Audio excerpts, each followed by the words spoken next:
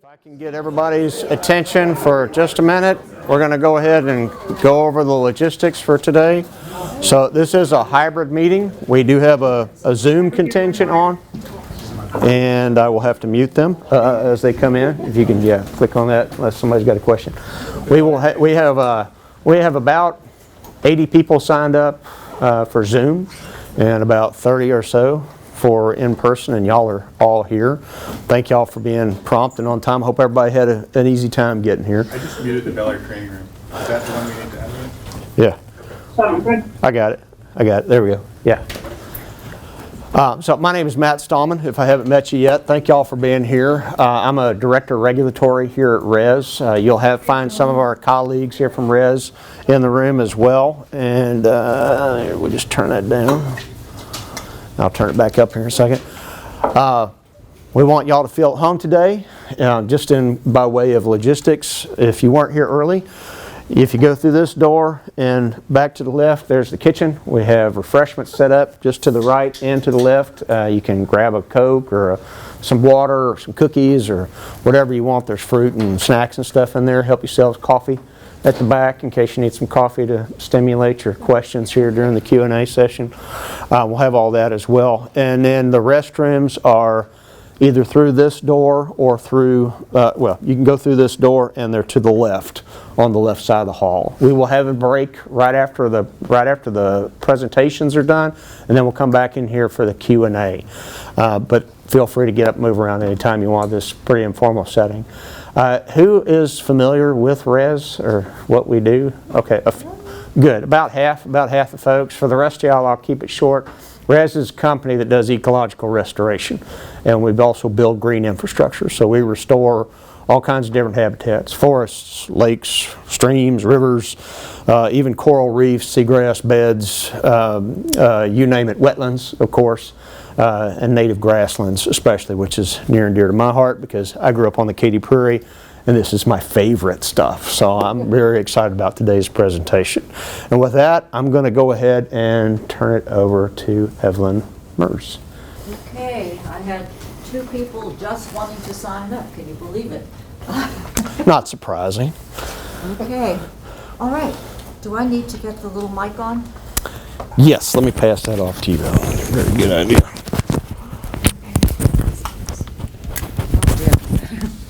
There you go. Okay.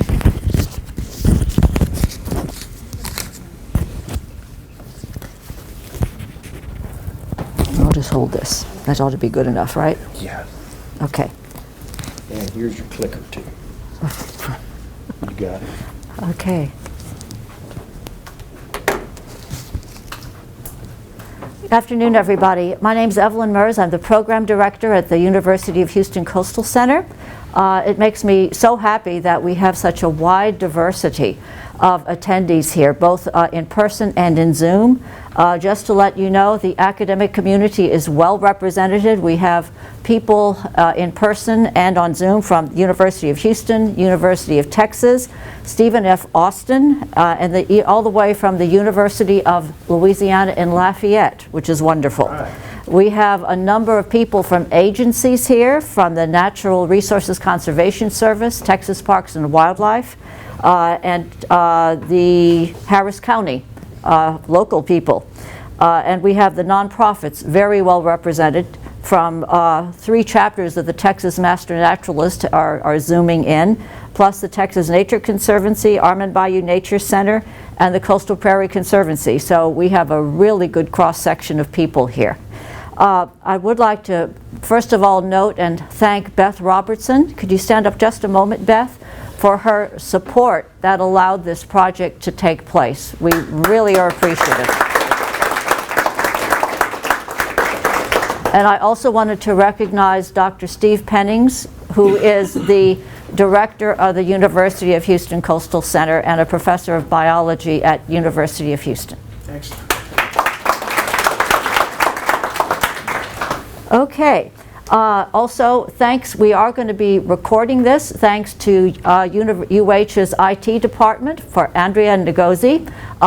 Afterwards, hopefully by tomorrow, you will be able to see the report a PDF of the report and download it, as well as the data files, and download that information from the UH Coastal Center website. Later on, a recording will be put up so that you can look at that as well. Okay, going on to business at hand. Okay. UH Coastal Center is the home of the Texas Institute for Coastal Prairie Research and Education.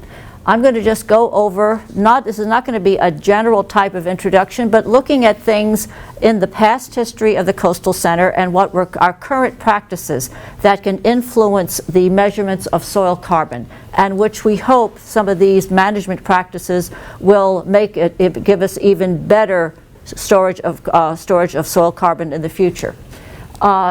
Before there was Camp Wallace, in 1940 during World War II, this was rangeland. It was coastal prairie.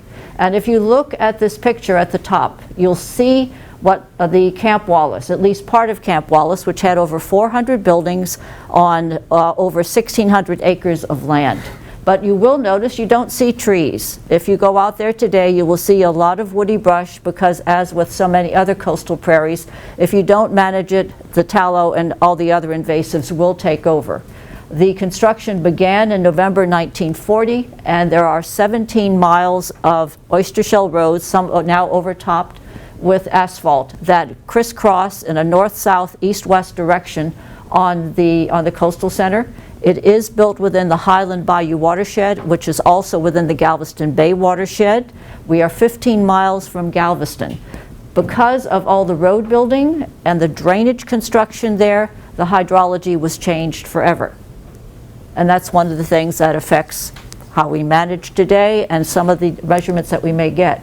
Just to take a look at a topo map circa 1940, you can see over here, here's Highland Bayou, up in this area. Here is Camp Wallace, right here. The major barracks, all the other buildings, and the place that was never really built on, including the Almond Prairie. Even when it was built on, we didn't have slab construction. Everything was pier and beam. So not necessarily a problem with soil disturbance, although there had to be someone that was being built. When they cleared it off, they cleared off the piers and the soil still remained. Okay. Camp Wallace was declared surplus at the end of World War II. The buildings remained. The oyster shell is still there, sometimes underneath the ground. In 1960, U of H got its first parcel, and the current 925-acre parcel was finalized in around 1972. And what I'd like you to do is take a look at this, this map right here, which is from 1942. You will see the Almond Prairie here, the area where nothing was built, and here it is right here. Comes down through history. Past history really affects it. There are some key natural assets of the Coastal Center. It is a slice of the native coastal prairie on a landscape scale. It's not a pocket prairie, it's on a landscape scale. And some of the areas in the middle have never been plowed. The soil is undisturbed. And we have, during the time when we were working on getting it designated as the Institute, the quality was attested to by U.S. Fish and Wildlife Service and the Texas Parks and Wildlife Department. The other acreage that we are restoring now would certainly benefit from proper management, and we're trying to do the best we can with that. One other thing you're going to notice is that this was not here at the Coastal Center in the 40s. All of our wetlands are man-made, which doesn't mean that they aren't useful to wildlife, and we want to enhance those areas. The prairie is known for its high plant biodiversity, and we have over 364 species noted there. In 2017, the Texas legislature designated the Coastal Center as the Texas Institute for Coastal Prairie Research and Education, but in so doing, it expanded the focus of the UH Coastal Center so that not only was it providing a field location with sites, equipment, and facilities for education and research, but it was going to focus also on coastal prairie restoration as well. and becoming a hub regionally and statewide. And we do want to, of course, serve the local community at the same time. Our main restoration goals are to increase the habitat connectivity, coastal prairie units to coastal prairie units, and to wetlands as well. We want to remove undesirable seed sources, and including the woody and grass species, which over time, with the removal of woody species and replacement by grass, desirable grass, we hope that the soil carbon will show the effects of that. And but this is going to give you an idea of what we're looking at and maybe what can affect some of the results in the testing. We have gotten access to historic maps from World War II, and we're going to go through these very quickly. This is the 1942 map, which you have seen before, in which the road system is exactly the same. Here, this is from 1945, and you can see that these are all the barracks, a special hospital area. With just a quick note, the folks on the Zoom call can't see the red pointer, so. Oh, they can't. You just might want to describe it also with words. Okay, at the top left, which is the northeast corner, is going to be a major barracks area. And then at the lower left, over here, there are additional barracks. And in the middle, where you can see nothing built, that was the parade ground. And it was so designated in the handouts that were given to the visiting public in 1942, that this was the parade ground. Then we do have some copies of newspapers which said 10,000 men pass in review. And that would be on the parade ground, because this area was a training ground for 10,000 men during World War II. This area, as you can imagine, helps us to say, that we have undisturbed soil or relatively undisturbed soil. It might be the easiest places to restore, but that's not the whole picture. One of the things that certainly affects the soil is the road system, and not only the road system, which was built with oyster shell, but also, if you can look, if you can look at the areas that looks rather whitish at the bottom left, below the areas where you saw the buildings before, and here at the bottom right, and up here, those are parking areas where because of course they had equipment maintenance areas and areas where they would simply needed to have a hard surface. Those were covered with oyster shell as well. Those have an effect on, basically, we can see woody brush above, but because thanks to these maps, we know what is just below the surface. Okay, once we basically are in sort of a steady state with restoration, we use spot herbicide, mowing, and a 3-year cycle of prescribed burning to maintain the areas that are basically restored. And we are trying to reduce the amount of mowing we do, because we have received advice from our technical advisory committee that to get the full expression of grasses, that you don't mow or burn them every year. You let them keep on growing. And we're finding that this works out pretty good, and it also saves on fuel. Okay, these are the burns that we've done. We're going to be doing another one either at the end of February or March of this year. We just burned the almond prairie, the 100-acre almond prairie last year, and had a tremendous seed collection on that afterwards. To the present, from fall of 2018, we've returned another 100 acres that was degraded by tallow and tree brush invasive to active management, either by spot mowing, burning, and herbiciding. We did our first ever aerial spraying of 100 acres in September of 2022. And that was the first use, and it was quite successful, but of course that's only the first step. So right now we have about 200 acres that are being managed by the 3 main methods of mowing, spot herbicide, and prescribed fire, and another 100 acres under restoration that were sprayed. Okay, and that's just our Instagram and our website. If you have a chance, go out to our website. We have some really good information out there. Thank you. Okay. Fantastic, thank you, Evelyn. I'll grab that mic from you. Okay. Hi, would you like to continue with the presentation? I'll get it queued up on the laptop. I'll pass the mic. There you go.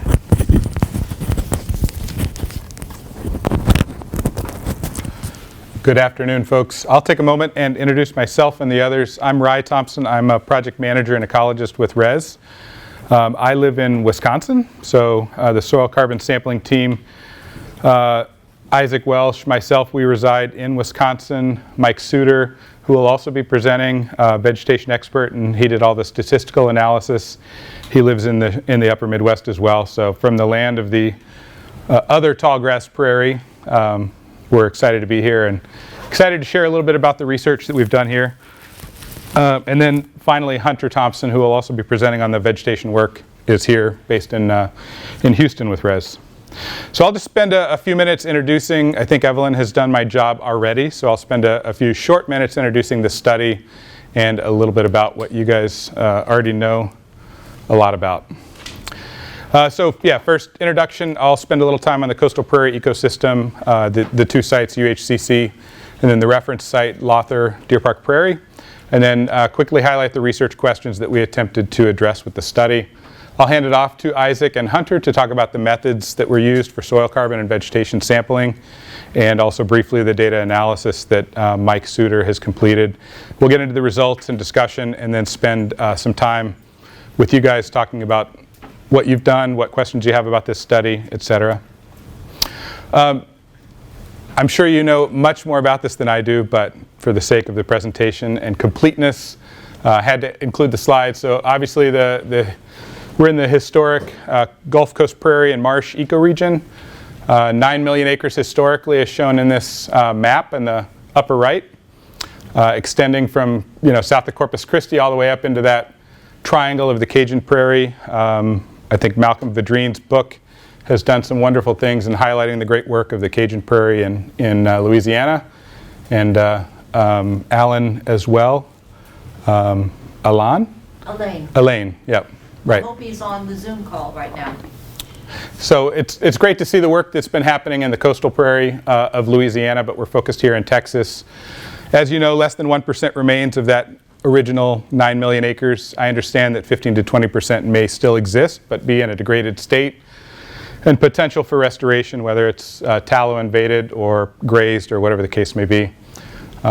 Much like the upper Midwest tallgrass prairie, known as a sea of grass, the early stories of riding horses and you still couldn't see through the tall grasses. So these, in the coastal area, deep clay soils, low topographic relief, an incredible buffer for coastal storms, hurricanes, etc. What I like to call an expansive living sponge to hold and infiltrate water. Really, really important for hydrologic benefits, climate benefits, as we're talking about today with soil carbon sequestration. I think that's getting a lot of the buzz right now with prairies and grasslands, grassland restoration. Obviously, dozens of wildlife species, many threatened endangered species of special concern habitats are found here. And then, of course, the human side, recreational, spiritual benefits from these prairies. We know the story. The conversion has happened over the course of a couple hundred years. First cropland, grazing, urban expansion throughout, all of the ecoregion. And then, as Evelyn mentioned, the fire suppression, the invasive species, the native species that may invade woody species like baccharis and others, Chinese tallow. But there's good work happening. I think let's take one quick moment and give yourselves a hand, because I think everybody here is involved in this work.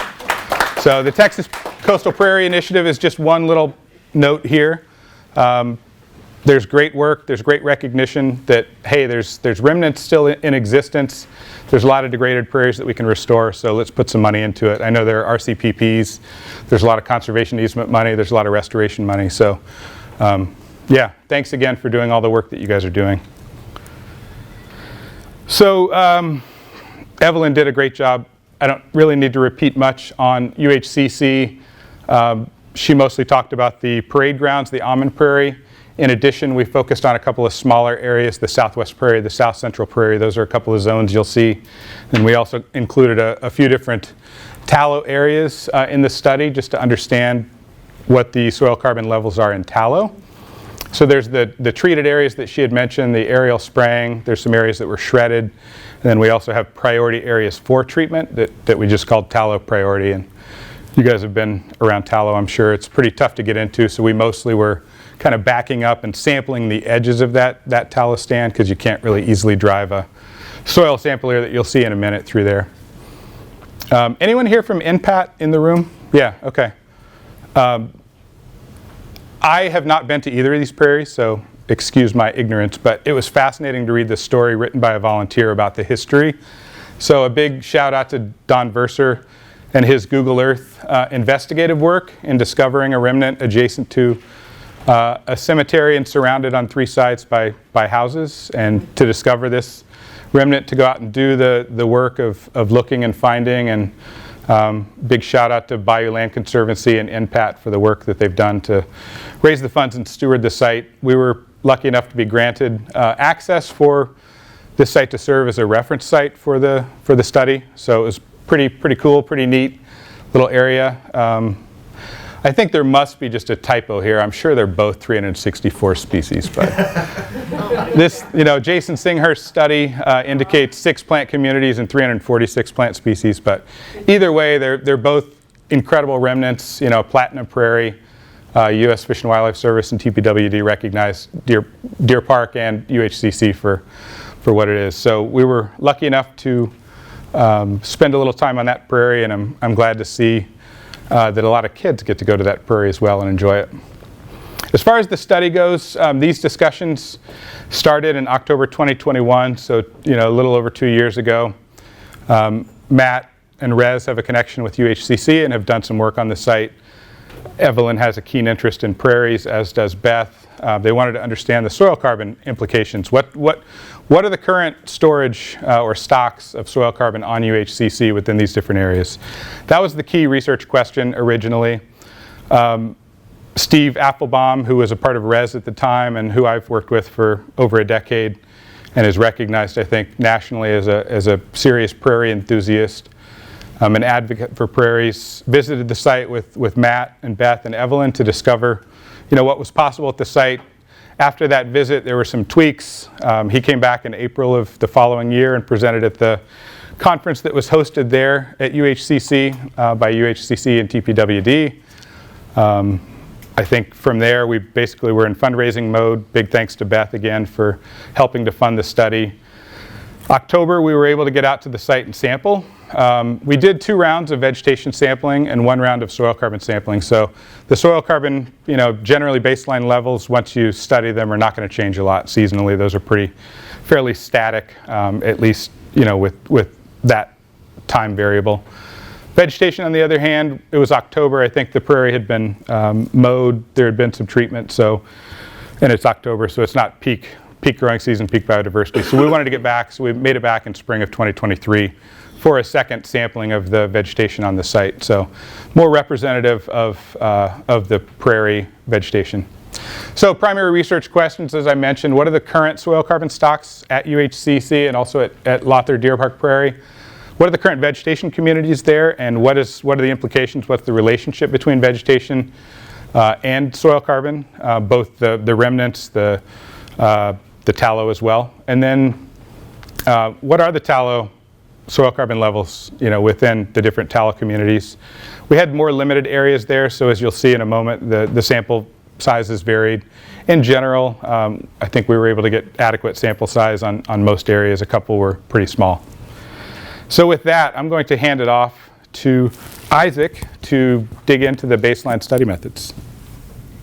Let's see.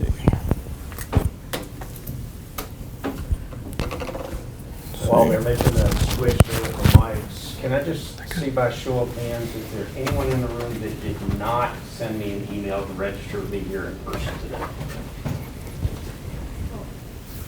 Great. Well, Mark, you're a RES employee and you're right next to me in my office. And you're a RES employee as well. So we're good. I'll just make sure to get with you guys. I just want to make sure I have everybody's email addresses to send them the links to the presentations. All right. Hello. I'm Isaac, as Ryan mentioned. So for the UHCC and the Deer Park Prairie sampling, we took 92 soil cores across the sites. Here's a breakdown of the different point allocations across the site. So we had the zone 1 was the arm prairie in this area, and then we had different areas spread out across the site. for the 6 different zones with different sampling levels across the site. As Ryan had mentioned, the tallow had been difficult to navigate through, but we did our effort. We tried our best to get in as far as we could, and we got in fairly far in some of the spots, but we always made sure that we were within the tallow areas while we were sampling to make sure that was representative of the conditions on the ground. So let's see. So at Deer Park Prairie, at Lothar Deer Park Prairie, we took 15 samples. All of the samples on both sites were randomly allocated, and we had targeted those locations. This area right here was excluded from the study as it was wetter conditions than the rest of the site. So there's 15 samples allocated across the site. So for soil sampling, as I mentioned, it was as Ryan mentioned, October 10th, 2022 was the soil sampling trip. We took 92 cores, and infield data collected included a soil core that was 1 meter deep, 100 centimeters or 39 inches, 2-inch diameter, and we had plastic tubes for that. I'll get in a little more detail about the sampling process on the next couple slides. We had sub-meter accurate GPS, a Trimble R1 was used, and we also noted the weather and the soil conditions at the time of sampling, as well as we took pictures facing each cardinal direction. And this right here is part of the reason why it was complicated to navigate through the certain areas of the field. So this is what we would be driving around to each of the points. So we transport we have a Polaris Ranger with a Getting Soil Explorer mounted on the back. We have this big old box in the back of the truck. That's where we store the cores during transportation between sites and they get shipped to the lab. This assures that the sample is staying vertically, so if it moves around at all, that it's not mixing up vertically. And we also have some like PVC pipes and some cushions on the bottom to minimize the settling. But we also note in the sampling at the depth that we sampled it at and how much, so if settling does occur, that the lab can account for that. So when we pull up to a site, we point, so the pre-planned point that was randomly allocated, we go there with the GPS unit on an iPad, and we drive up to that spot. We pull up, we take the anchors right here, those anchors go down into the ground, and then we lift this up, and then the anchors hold the Giddings and the Polaris down, so when the sample's getting taken, that the machine doesn't lift up, which definitely would happen if it wasn't anchored well. So, and right here at the top we have that Trimble R1. That's the sub-meter accurate GPS. So that's taken right above where we take the sample. So for accuracy, so when we come back for future research, we know exactly where that sample was taken. Let's see, anything else? So you see right here these plastic tubes on the front, or like right in here. So the samples are put in, so we take the probe, and metal probe, and we put the tube in that, the probe goes down in the ground, and then we pull the sample back up, and we take that up to the front of the equipment here, and from that we label it, and with a Sharpie we double check it, double label it to make sure that if the label rubs off or anything, that we have that consistent label supply. And each sample, we have a red for the top and a black cap for the bottom, just to distinguish, because sometimes there's buried soils and different aspects that don't always make it look like it's always not a perfectly developed horizonization in soils.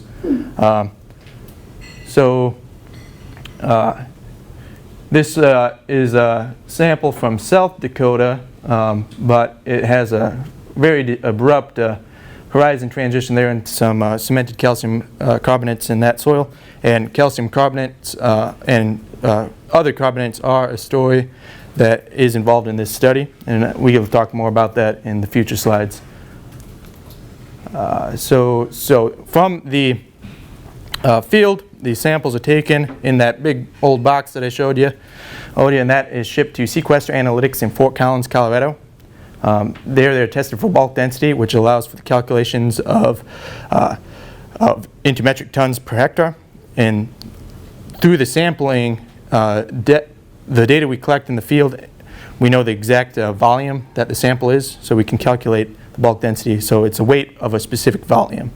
And we get total organic carbon, soil inorganic carbon, and total carbon are the raw data. And that's broken up into 0 to 15 centimeters, 15 to 30 centimeters, and 30 to 50 centimeters, and 50 to 100 centimeters. Now, Hunter, here you go. The receiver here, and then I just and just keep passing this around. Howdy. So, yeah. So while while Isaac was getting out and putting the core down, I would take a 1 meter square hoop and just pick a location adjacent to it. We tried to keep it consistent. Couldn't tell you which one we did, if it was always southwest or 2 meters right and left, whichever. But I'd go and put down a 1 meter square hoop and record vegetation. So like Rye said, we did a fall sampling effort for vegetation concurrent with this, and then I also went back the week of May 22nd to get the spring vegetation analysis. So the data we gathered, of course, was primarily focused on the plant species and their absolute cover throughout the circle, but we also focused on a couple of different things like the bare soil, fine litter, coarse litter, and rock. And here's just a juxtaposition of two different sites that we had. One was in a tallow shred area, so you can see the coarse litter, the coarse litter from the recently shredded tallow, as well as a lot of bare ground.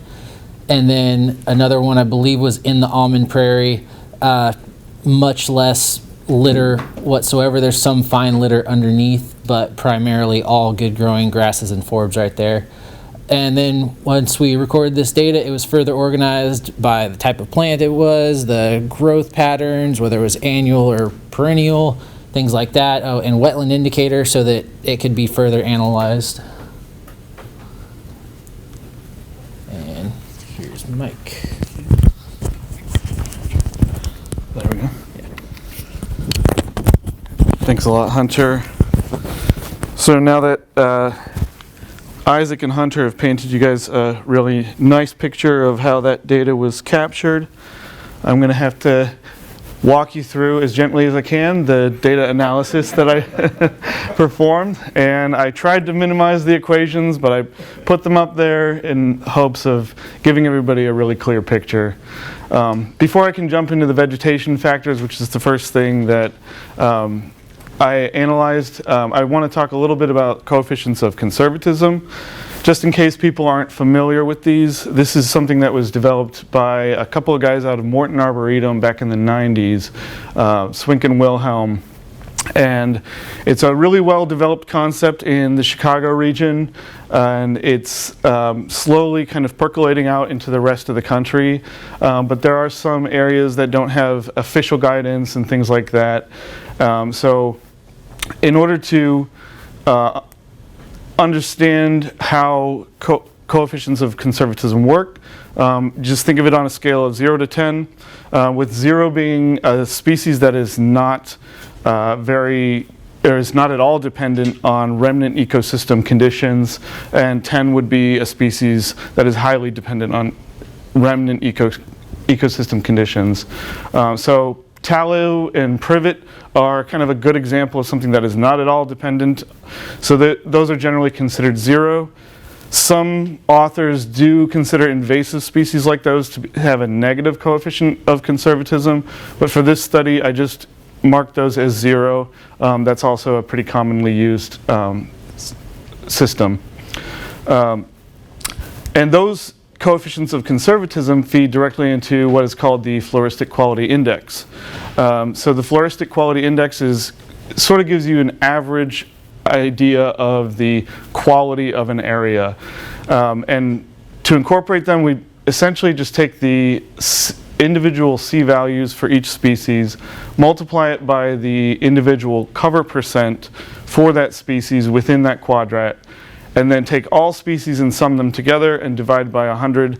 And essentially what you're getting then is your average cover-weighted coefficient of conservatism for that quadrat. And then to we just multiply that by 10 to make it a scale from 0 to 100. There are different ways of computing this, so if you've seen a different one and you're wondering why I use this, essentially, when looking for coefficients of conservatism and other applicable FQI values, there was no official guidance for the Texas coastal prairie region, so I had to kind of reach out and find some other examples from the Louisiana coastal prairie region, and this was the FQI calculation that was used by the Army Corps in a study of a Louisiana coastal prairie. So as the most applicable thing that I could find, this is why we've used this particular calculation. And just to give you a visual idea of what these numbers mean, we have here a 7.5 in the tallow priority area, which is covered with privet and tallow. So you're going to see a lot messier and more invaded areas, as opposed to the 76 FQI you can see here in the almond prairie, with lots of native grasses and a lot of different diversity going on there, with both grasses and forbs. And that brings me to functional groups, which was the third vegetation factor that we looked at. And a functional group in this study, we considered essentially its major role in habitat on the landscape. So we were looking mostly at grasses, forbs, and woody species, as well as grass-like sedges, things like that, and comparing the percentages that we found of those. And then finally, the wetland indicator status is similar in idea to the coefficient of conservatism, except that it indicates the dependence of a plant species on either wet, that's an obligate species, or dry, which would be an upland species. And it ranges numerically from -2 all the way to 2, using integer values between. Some older methods used -5 to +5, but we restricted to the -2 to +2.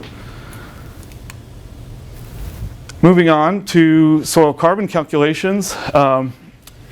Again, I'll try to be as simple and clear on this one as possible.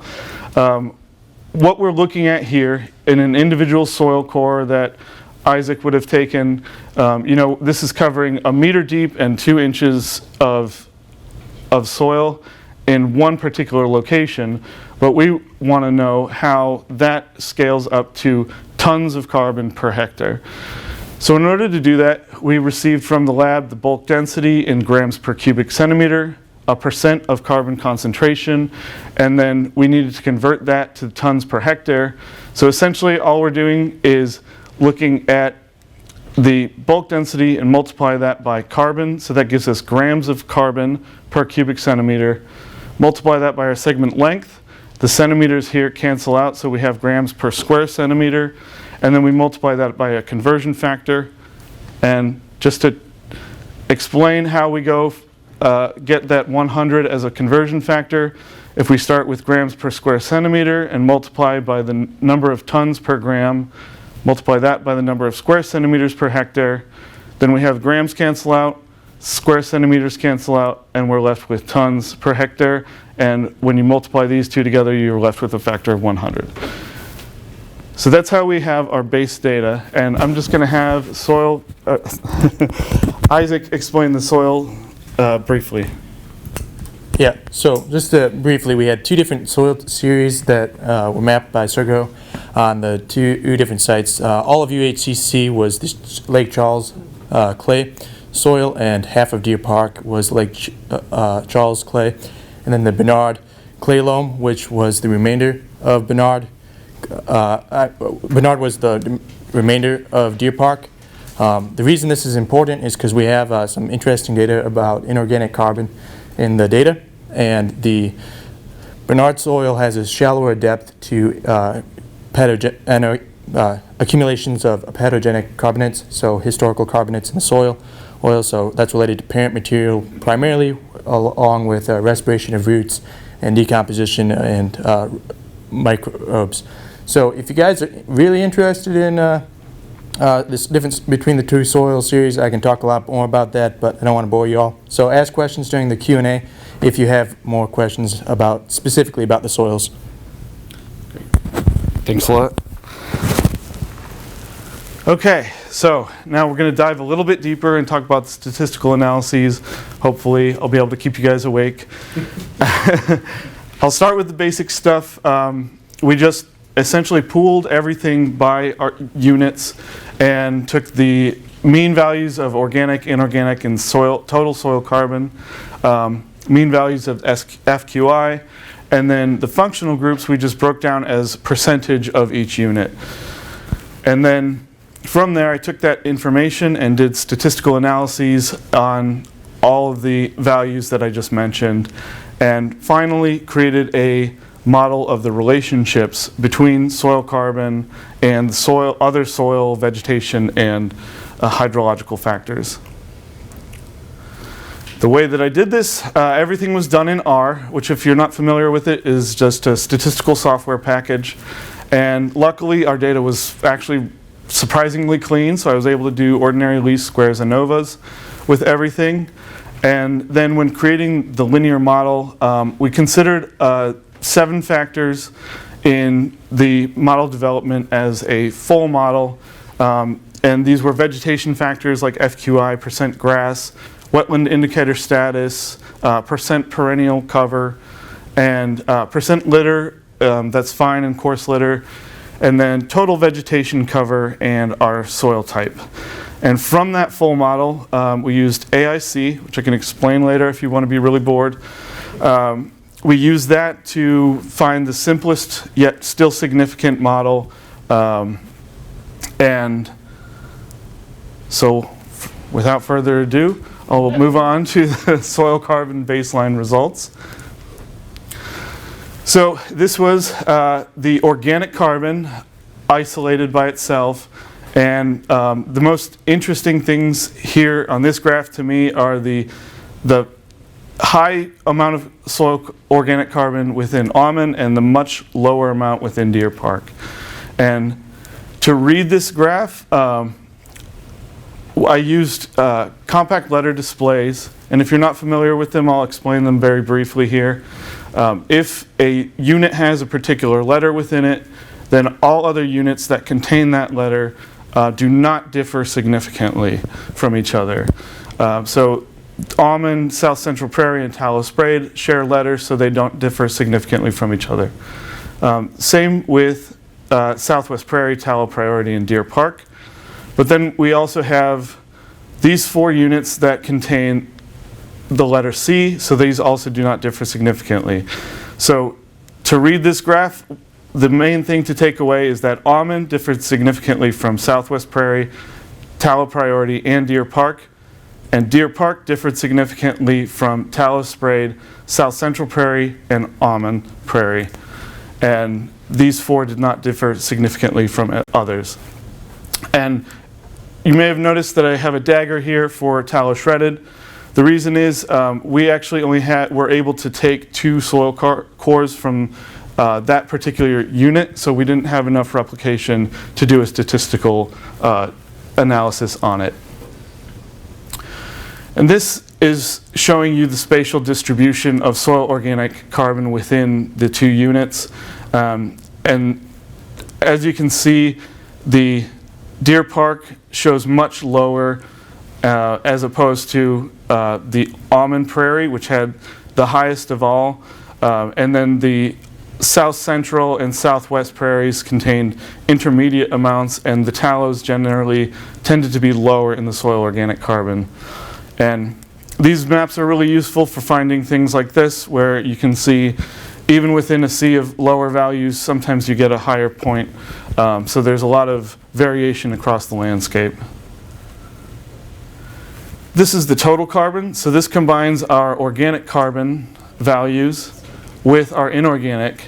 And the interesting thing here is that Deer Park has now moved to the highest.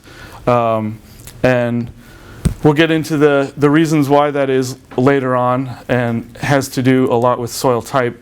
But when you include the inorganic, then you start to see much higher variation in the total carbon amounts. And so within this graph, only Almond Prairie and Southwest Prairie differed significantly from each other. Okay, so moving on to the baseline vegetation results. So this is our FQI value again, and some pretty obvious things that you can see are the tallow spray and tallow priority are much lower. And here we have the only significant differences are between almond and tallow spray and tallow priority, and then between tallow priority and all of the the remnant prairies combined.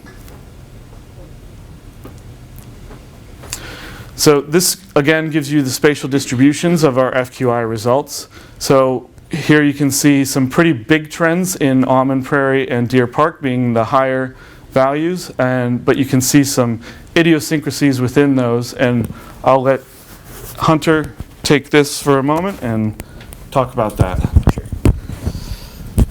Yeah, so one of the major factors that was just very readily apparent based on observations for these FQI values is going to be your non-native species. Specifically at Deer Park in the northwest corner and southeast corner and a little on the east side, we had a lot of non-native turf grasses or erosion control grasses that were once planted somewhere else by TxDOT that made their way in and significantly decreased the FQI on the Deer Park Prairie.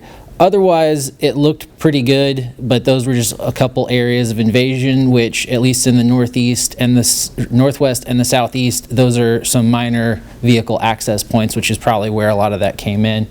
At Deer Park, at University of Houston, if you notice the northern corner of the Almond Prairie, we're going to see that same thing, some KR blue stem coming in because of the roads here. There was a lot of KR as well as Johnson grass in that area, significantly decreasing your FQI. But once you start looking at the tallow priority areas, the tallow spray areas, you're going to see a lot of those same trends of just non-natives really sinking that FQI value. Meanwhile, all of the remnant prairies are looking pretty good. And you can kind of see a slight line between Almond and the Central Prairie, which I believe is pretty close to the line of where it has been burned in the past. So that's, not a conclusion, but an observation of possible correlation there as well. Yeah, and if you look at the tallow shred area, it's not the greatest, but it's definitely it also has a very low sample size, and it blends in well with the areas directly adjacent to, so you can see that such a small tallow area could still have enough biodiversity underneath it that once that tallow is removed that you can you'll see some pictures later that it can pop up and have enough diversity in natives once you remove that major species to help balance it out.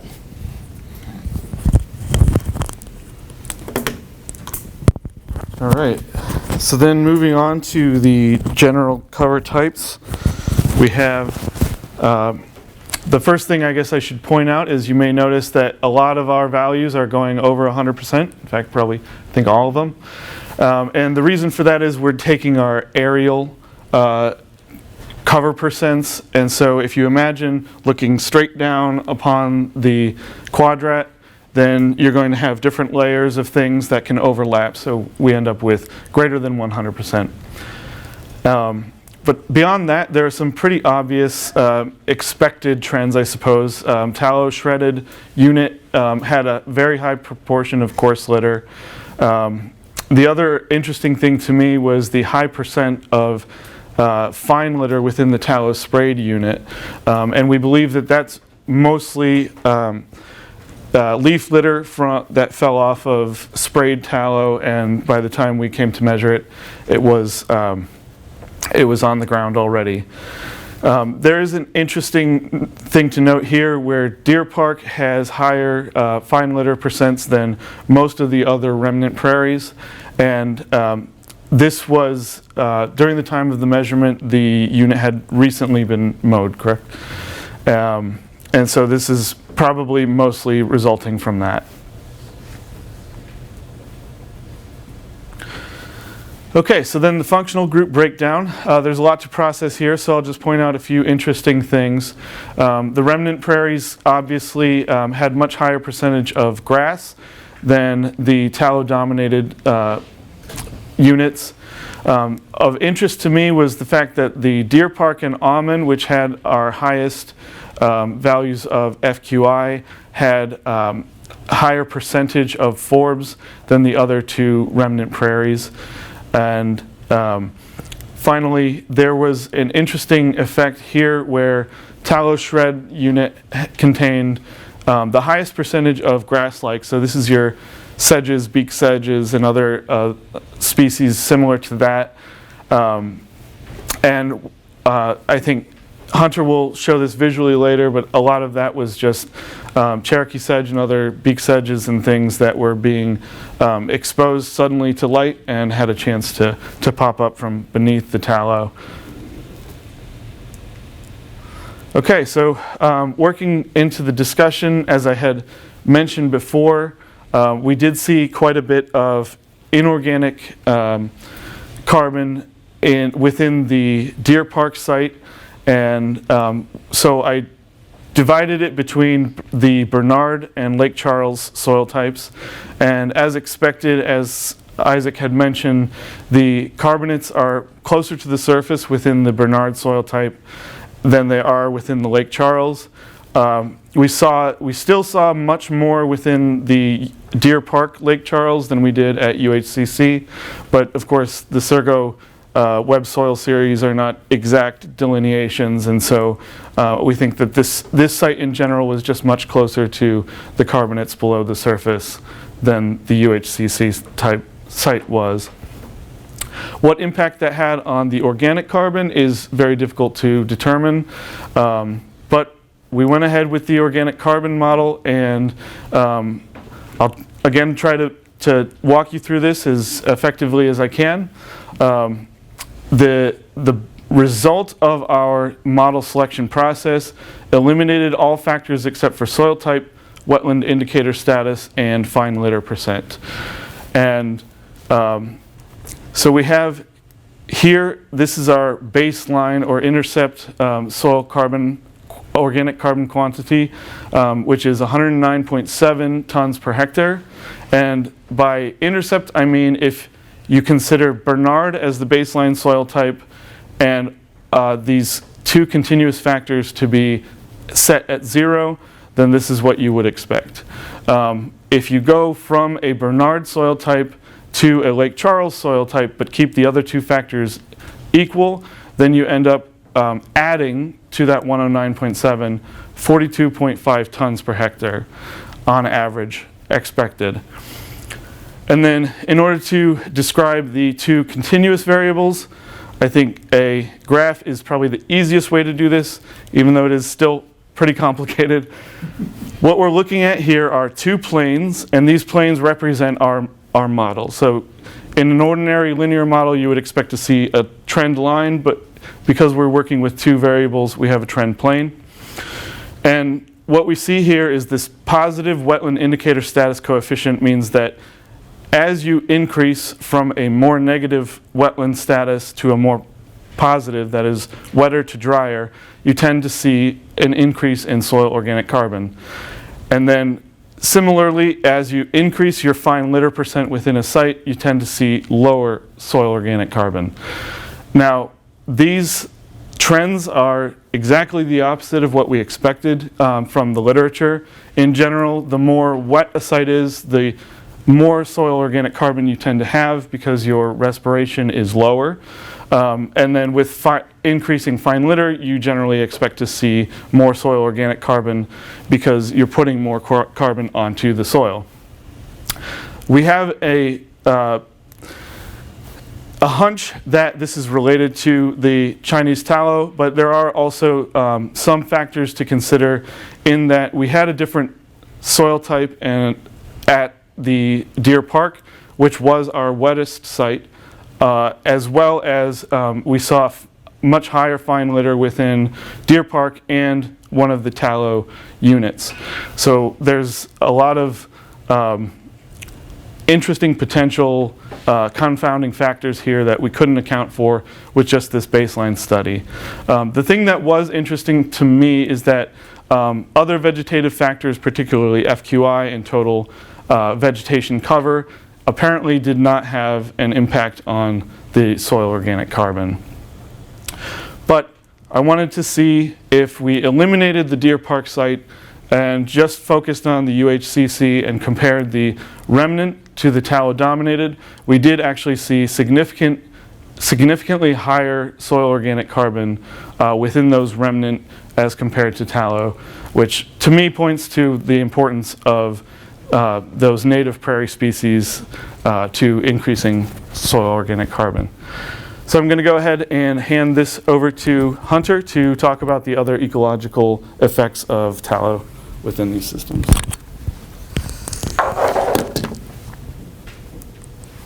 Yeah, so this right here, this is just to get us a start looking at vegetation, comparing everything to our baseline, which is Deer Park. This photo right here was taken there, just chosen to be representative. It had a whole lot of Gulf cordgrass, slender rosinweed, just generally a good wet prairie that may not have had the greatest species richness that we found, but I am pretty confident that that's more due to sample size of only taking 15 points out there across the about 50-acre site versus the other 77 that we took at UHCC.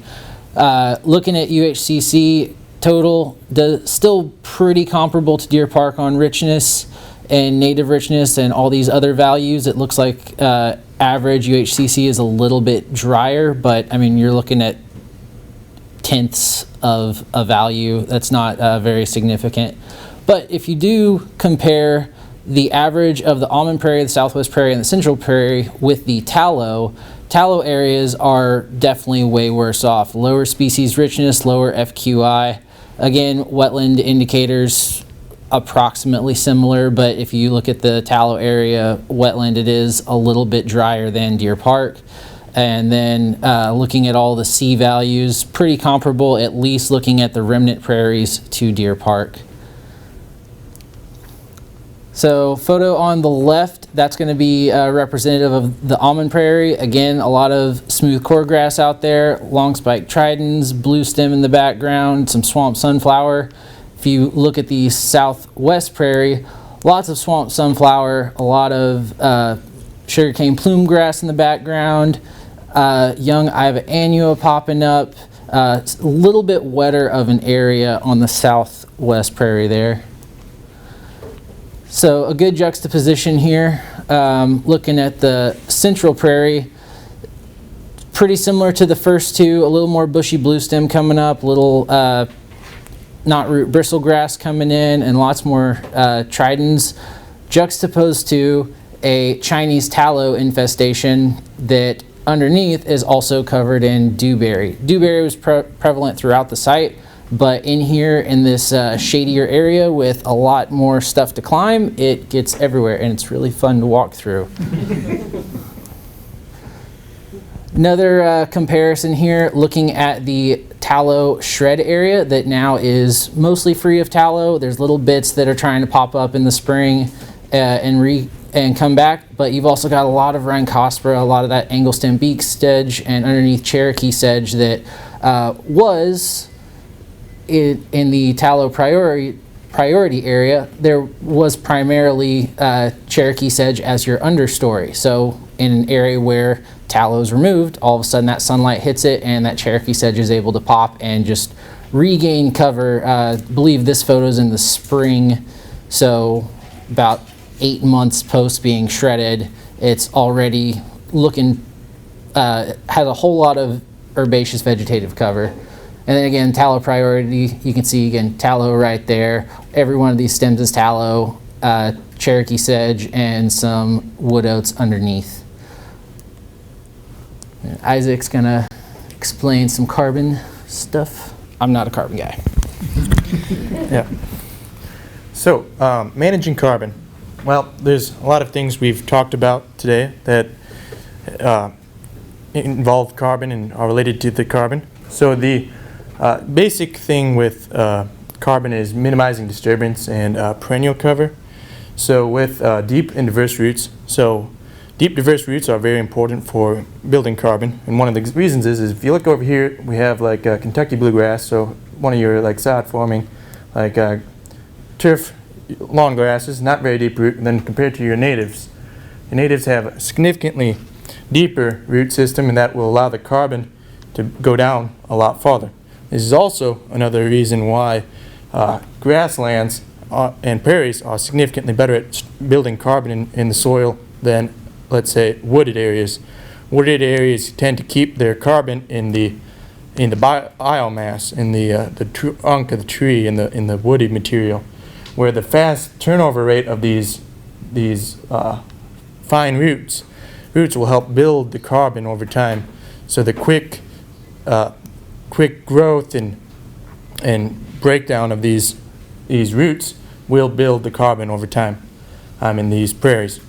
And then diversity in plant ecosystems, having a healthy balance of warm season, cool season grasses and forbs, that's maximizing the amount of photosynthesis captured by the plant. So with anything with the carbon cycle, it takes the plants being actively growing to capture that carbon from the atmosphere and put it into either root growth or biomass production. Intensive management, rotational grazing, a lot of work Res has done over the last decade or so has been with AMP grazing and adaptive multi-paddock grazing across rangeland and in the southeast and in the northern Great Plains as well, all over the U.S. We've seen that the use of adaptive multi-paddock and intensity of grazing is highly correlated with increases of soil organic carbon over time. And another thing to consider is avoiding the management that acidifies soils. Example is high levels of ammonium, forms of nitrogen fertilizer. As a high level of ammonium would lower the pH of the soil. The pH of the soil would increase the rate that the inorganic carbon in the form of carbonates would weather and be exposed. Thanks, Isaac. All right, so just to kind of wrap things up and come together with all of the things that we found, looking at carbon sequestration at UHCC, I think the key recommendation and idea that we've come across in this study is increasing the diversity initially by removing tallow and working to restore those tallow-dominated areas to the native coastal prairies. And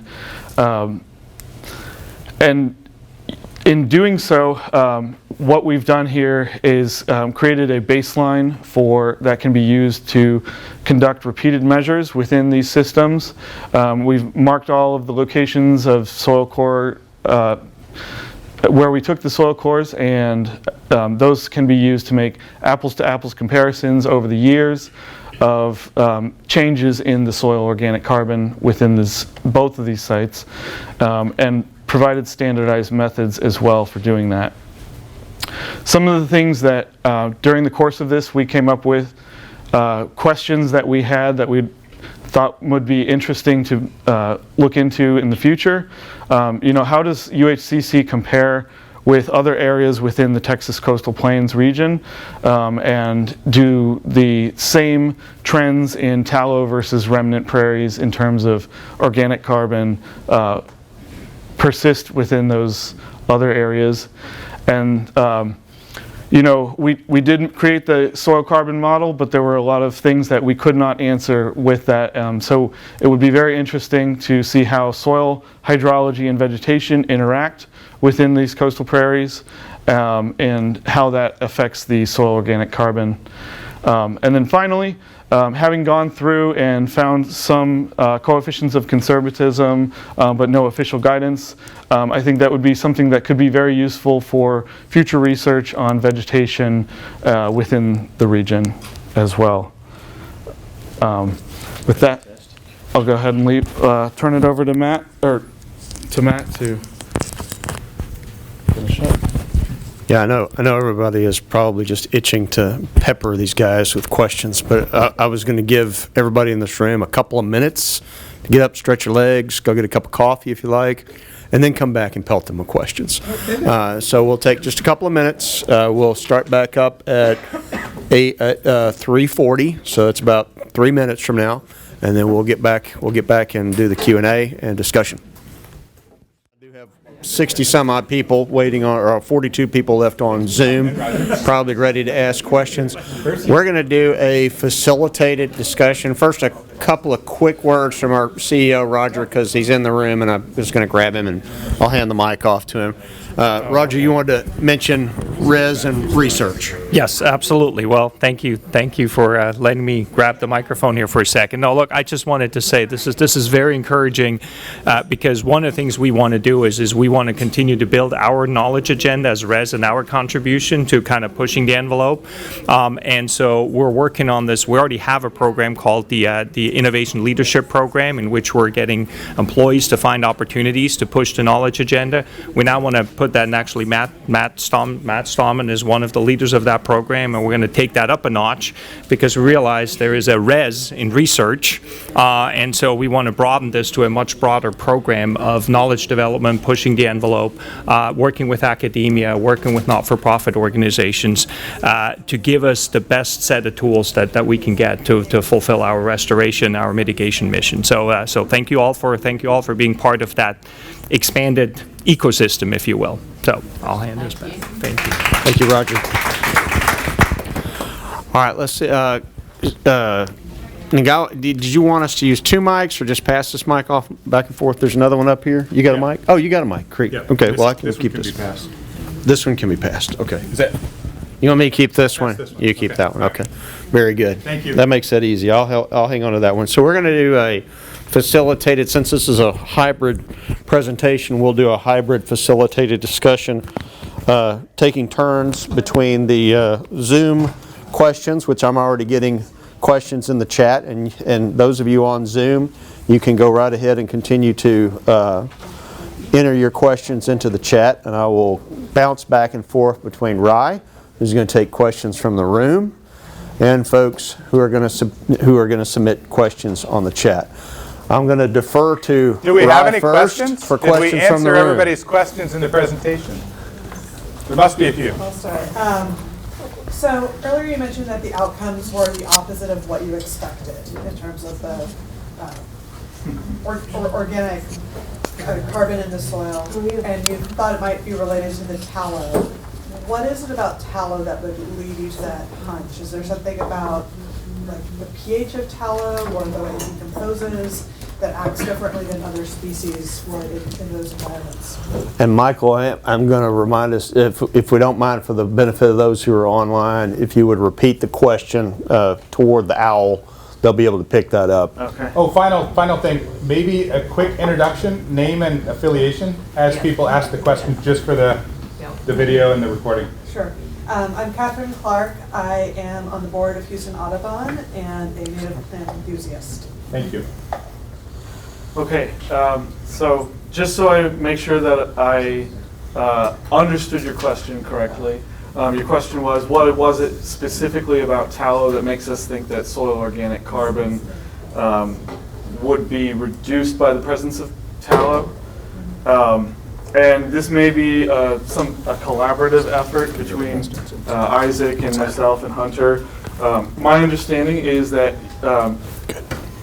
the fine roots of grasses in particular, but also herbaceous forbs, because of the rapidity of their growth, decay cycle, they tend to just put a lot more carbon into the soil, whereas the root systems of tallow and just trees and shrubs in general, they tend to form coarse roots that stay as biomass for longer periods of time and don't have that rapid growth and decay, and so there's just not as much organic carbon being put into the soil.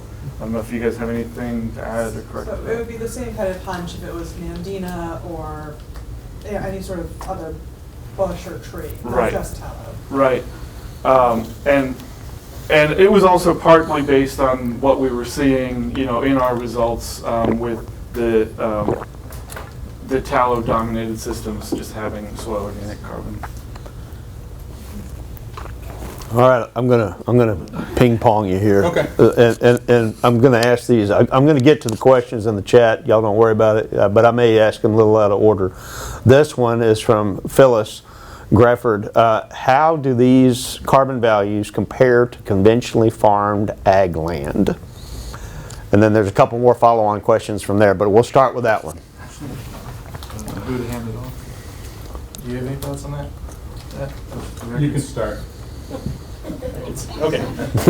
Well, so we didn't, for this study, do any egg land nearby, and like organic carbon is going to vary significantly based off of soil texture, the history of the site, and the environment that it's in. So amount of rain it gets. So like if it's going to be a lot harder for carbon to see large amounts of carbon to be in like farther west in the more arid regions, and it's also in like hot, drier areas. The carbon varies significantly. So we didn't do a sampling near this area to give a comparative of egg land. I know that in like grazing land to the west of here, but that's a much more arid environment, there's significantly lower amounts of organic carbon. So I don't know, Ryan, do you have anything to add? I think that's probably all we can say at this point. I mean, it was not the goal of the study. I'm sure there's plenty of literature out there from Texas on organic carbon levels in conventionally grazed or conventionally farmed lands. There certainly is a big push in the carbon sequestration world to look at regenerative agriculture. There's a lot of protocols out there, and the registry is focused on regenerative farming, so there is more and more literature out there comparing conventional farming versus regenerative farming, including no-till cover crops, diverse rotations, et cetera, but that was not the focus of this study. And Ryan, you may have answered the other couple of questions that Phyllis asked. She's asking about, are there any other studies showing how prairie restoration changes carbon values over time, and is it enough to make a case that prairies sequester carbon at a level that matters? I thought that was a good question. I mean, I think it depends, right? The conversion from annual agriculture to perennial prairie, you're going to see the greatest gains. Historically, all of this area started as tallgrass prairie. Much of the central U.S. was tallgrass prairie. The bison, which extended, as I understand, into the coastal prairie of Texas and Louisiana, they are who we can thank for the development of prairie over many millennia. So we've been essentially living off that bank for a while. We've been living off that interest and even borrowing from that principle for quite some time, degrading soils with our agriculture for quite some time. But as far as coming into a degraded prairie, that 15 to 20% of the Texas coastal prairie, hitting it at the degraded state, restoring it, I think you could expect to see increases. Is it significant? Is it enough to justify with revenues from carbon markets and carbon credits? I'm not sure. I don't think we have enough information. Do you have anything more to say about carbon and prairies and prairie restoration? I think there is probably more extensive literature in this from the Chicagoland region. I know there are some labs up there that have done that work and done a little bit more of that work. This is Gabriela Sosa with Buffalo Bayou Partnership, and we're doing some pocket prairie restoration, but very small scale, like 1 acre, because we're in an urban park. And everybody wants to do pocket prairie restoration. It's like this, fad. And I would say, okay, great, bring me all the plants because I'm interested in biodiversity, right? But your protocol, would that be even reasonable for parks in general? Like, would that be something that would that be cost efficient for us to be able to do that analysis? And is that, like, you all did this, like, what was your cost and what would that be reasonable for nonprofits to be able to monitor it? You're talking about measuring and monitoring carbon in small pocket prairies? Mm-hmm. Because we're doing it and we're spending a lot of funds everywhere. I mean, personally, I think that we should be monitoring our projects at all times and measuring the effectiveness of our projects at all times. As far as whether you can do the level of carbon sequestration study that we did at UHCC in Deer Park on a small pocket prairie, probably not. It doesn't justify with the type of equipment we use, but you can do it with volunteers. You can do handwork. The most critical piece of doing this type of work, if you really want to get to carbon stocks and not just look at carbon percent, is getting bulk density samples that are accurate. Bulk density is, as you mentioned, is a key in that equation to convert from percent carbon of a soil to carbon stocks, tons per hectare. If you don't have a good bulk density measurement, that number can vary tremendously. So I think you can measure organic matter percent is a common one from a lab. You can do that very inexpensively. I think that is a good indicator. If you're not doing practices where your bulk density is going to change drastically over time, I think just measuring percent carbon is interesting. It's what a lot of folks do in ag sampling environments. And it does give you a leading indicator. It does give you interesting things. You might find that there are other soil health indicators that are of interest in a setting like that. You're not going to move towards a carbon project and a carbon market transaction, but I think it is a really interesting piece of it, as well as measuring other things. You know, we do a lot of work on larger systems, measuring birds, measuring water infiltration. You know, water hydrologic benefits are huge. I don't know the exact number, but every percent carbon increase in the soil is something like 50,000 gallons of water that can be stored. Pretty potent. You know, we did previously, I don't know, close to a decade ago for the Katy Prairie Conservancy, Coastal Prairie Conservancy, some water infiltration studies, and it was right before Hurricane Harvey. And I think knowing those levels, knowing what your living sponge can hold is really important, and increasing that is really important, even if it's on a pocket scale. You know, pollinators are all the rage as well, and even small prairies, if they're diverse, can provide meaningful habitat for pollinators, birds, et cetera. Beth, you had a question. And this is a really dumb question, but it's a layperson. I like those. What is the difference between organic and inorganic carbon? Is inorganic not as good as the carbon? Would someone pay you more on an offset for organic or inorganic? Yeah, it's a good question. So if folks didn't hear Beth, what's the difference between organic and inorganic carbon? Is there a different value to each? Really, they're just different carbon pools. So organic carbon is the one that humans can modify more easily. It's what you can influence with management and your management practices. Inorganic carbon in general is that pedogenic carbon that's due mostly to... Well, pedogenic carbonates are going to be historical carbonates that formed from the parent material over time. So your parent material is going to be a big so like if it's from the ocean, you know, you're going to have your calcium carbonate and sodium bicarbonate, so inorganic forms of carbon.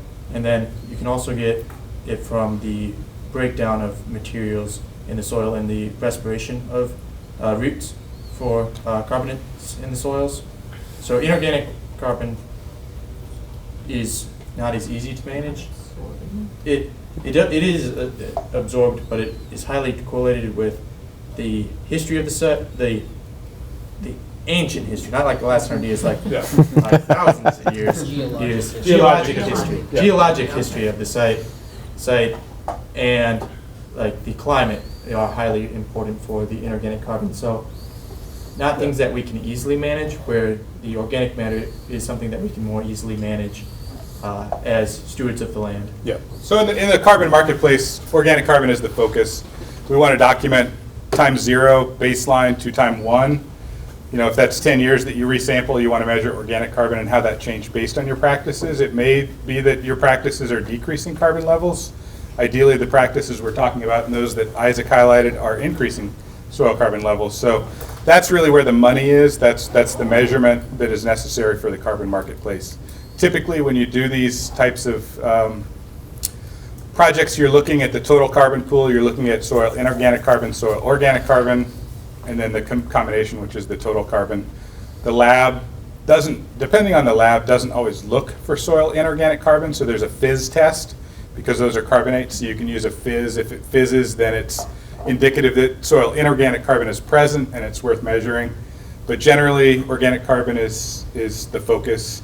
There's really fabulous work happening, mostly out of Colorado State, that's looking at the carbon pools as well. And this gets into a whole different thing, and it's kind of the carbon pools and how long they may be expected to be in the soil. So we're looking at particulate organic matter as much more short-lived carbon. It might be a few years, versus mineral-associated organic carbon, which is the decadal, century-type carbon. So when you sequester carbon, you want to ideally sequester those much more long-lived carbon that are mineral-associated versus the particulate organic matter. So that's what's called soil carbon fractionation, and there's fascinating work with Dr. Francesca Cotrufo and her crew, Sequester Analytics, who we use for our lab work, basically spun out of Colorado State and her group. So there's really, really wonderful people doing that work if you want to dig into the organic carbon pools in much, much more detail. It's fabulous work, but it's going to cost it. We've got a real quick, just to bounce back and forth real quick, and then we'll come right back in just a second. One question from Dr. Aaron Boers: are the carbon tons per hectare the total in the top meter of soil? Do you see trends in carbon concentration with depth, and do deep-rooted prairie plants move carbon deeper in the soil than Chinese tallow?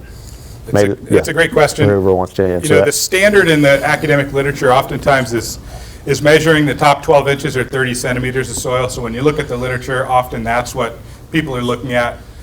We at RES have felt for a very long time that that's not deep enough, that we should really be looking at a meter, especially when we're looking at perennial systems, grazing systems where grazing is changing, the practice of grazing is changing, or prairie systems. 12 inches, you're really not capturing it. It might be suitable for agriculture. I don't know, did you look into the carbon pools by depth? Yeah, yep, and we did see the trends in depth, and essentially a lot of the carbon is higher up in the soil profile. That's the highest percent, but you do see differences in the amount that is found lower down within the tallow versus the grass dominated, where there's lower or higher percent of carbon deeper within the soil profile where you have grasses and native forbs dominating. So that's a really good question. Good to know. Good to know. Sorry, didn't mean to interrupt there. Steve? Steve Pennings, from Houston. Just wanted to follow up on the question one previously. So in terms of what you're counting in the sampling, when you found oyster shells at the Coastal Center, was that included in the inorganic, or was large debris screened out? I think it's typically screened out and filtered. In the oyster shells were near the road, and we stayed away from the sampling and the actual UHCC site had very low amounts of inorganic carbon in the entire area, correct? There's a few spots that had some, but they weren't common. But was it low because you threw it out, or was it low because you measured it? Well, Typically at the lab there is a sieving process, and they're sieving to try and get those much finer. I forget the mesh size exactly, but typically anything coarse is being sieved out. So is it measured at all or not? rocks are not, so rocks are sieved out, so like if it's like a solid chunk of stuff, it's Yeah. not going to be. Okay. I mean, if it's finely ground and incorporated, it's probably not going to be able to be captured It would be separately. captured. These would have been large chunks. Yeah. What about large live roots? Are those sieved out also, or are those? Yes. Yeah, typically the large live roots are sieved out as well. There is an interesting part of this where folks are interested in root biomass and kind of root carbon, but it's not the focus here. We're really focused on the soil carbon. Okay, thank you. You bet. Yeah. So, two quick questions. Name One- first. Name. Oh, I'm sorry, Andrew Sippets. I'm with Texas Parks and Wildlife. Great, thank you. So, did you classify the soil based on a map or based on what you saw in the core? It's a great question. We use Surgo, so we did not We did not describe and do taxonomic descriptions of the soil for this study to validate the SURGO mapping. SURGO, SSURGO, it's basically the NRCS soil mapping Soil across series. the US, soil series. So we use the map soil series. But did you throw out inclusions, obvious inclusions, were they tossed out in sample sites? Obvious inclusions. Like I know there's like MEMA mounds and stuff out there embedded on that, like Charles Prairie. And obviously, that would be totally different result. Did we drill on top of a MEMA mound? I don't, No. Like if we wouldn't sample through like animal holes. So like if we take a hole through a sample and like there's a gap in it, we would resample. Well, I mean, Sample or if there's like. so like there's Bernard inclusions out there that, you know, they're unmapped. Yep. So you would not include those if you came across them. we did not do taxonomic descriptions, so I don't think we would have known they would have been included in that same pool of samples of soil cores. I don't know if that answers your question. You're asking for more nuanced soil mapping of the site and whether. No, it answers it. And Okay. and just to clarify, the inorganic carbon, none of that is sourced from the atmosphere? The inorganic? Yeah, the calcium carbonate nodules, Oh. none of that carbon is from the atmosphere? It would come from it. Well, I mean, within the last 100,000 years. yet,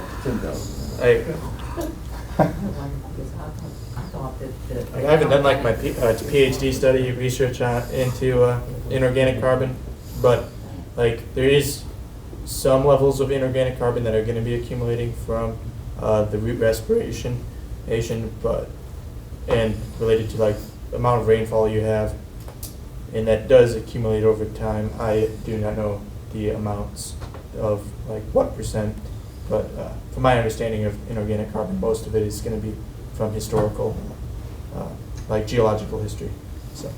Good question, Andy. Would you generally agree with that, Andrew? Oh, I have no idea. Oh, okay. That's why I was asking the question. Gotcha. All right, just real quick to interject, a question from the chat from Mike Pettit. I love a restored prairie, but is it clearly superior to tallow forest in carbon sequestration? So I like the simple, direct questions like that. Andrew. I've got a comment on that. Please. And that is that tallow forest was a prairie for the last 100,000 years, and so, Yeah. you know, the last 40 years is, you know, you're not going to see much of a difference, but if it was tallow for another 100 years, I think you'd start to Just see a keep much going down. greater difference. Yeah. Yeah. Well, Andy answered that question for us. Evelyn, go right ahead. I have Evelyn Mers over at the UH Coastal Center. We're always trying to restore areas that are woody brush back to a semblance of the prairie and make it better over time. And you've done testing on an area that is completely invaded. Now, it's instantaneous almost when you shred it, and then you have to wait a couple of years at least, shred it again, burn it, cut down some more woody brush. Over that period of time, let's say 4 or 5 years, is there a difference that you can see over that time period based upon certain points in the restoration process? Or are we just looking at baseline studies? And I mean, is the status of the science that we just have baseline studies now and we don't have really good studies over time? Anyone in this room who's an expert in this area have a response? I mean, my guess is there probably is not enough sampling of this general world to document in rapid succession change over a short period of time, much less a longer period of time. Right. How long have y'all been collecting these types of samples now associated with some of these other studies? I mean, we've been doing soil carbon sampling for 15, 20 plus years, but it's more in the grazed environment, also in the agricultural environment, not necessarily in coastal prairie restoration sites where tallow invasion is occurring. Or any type of brush. You know, there's more than tallow, unfortunately. Yeah. Yeah. Our focus has not necessarily been on brush to prairie restoration. Our focus has been on comparing different grazing types to each other, different agricultural cropping types to each other to document how carbon is sequestered over time based on that type of management change. But we just haven't done it in the woody brush to prairie restoration arena as far as, you know, the recent decade or 15 years. Others may have. I'm not uber familiar with the literature. Are other folks familiar with any more recent soil carbon studies looking at that? Has anyone in the room done soil carbon sampling on any of their Good question. sites they manage, or no hands at the moment?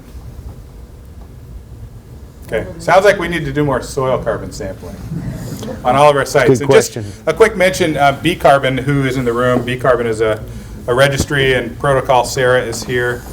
They have contracted with RES to do a small sampling effort in the spring. We were going to do it starting tomorrow, but it's too wet in Houston area. But we're going to be doing some soil carbon sampling in a handful of sites around the Houston area, including Deer Park Prairie, ideally doing some repeat sampling. It'll be a different lab, so it'll be interesting to see potential change there, as well as the Arboretum just immediately north of here in that small prairie site, and Memorial Park, where there's a small prairie site near the confluence of a couple of bayous, and then in some prairie sites over by Ellinger,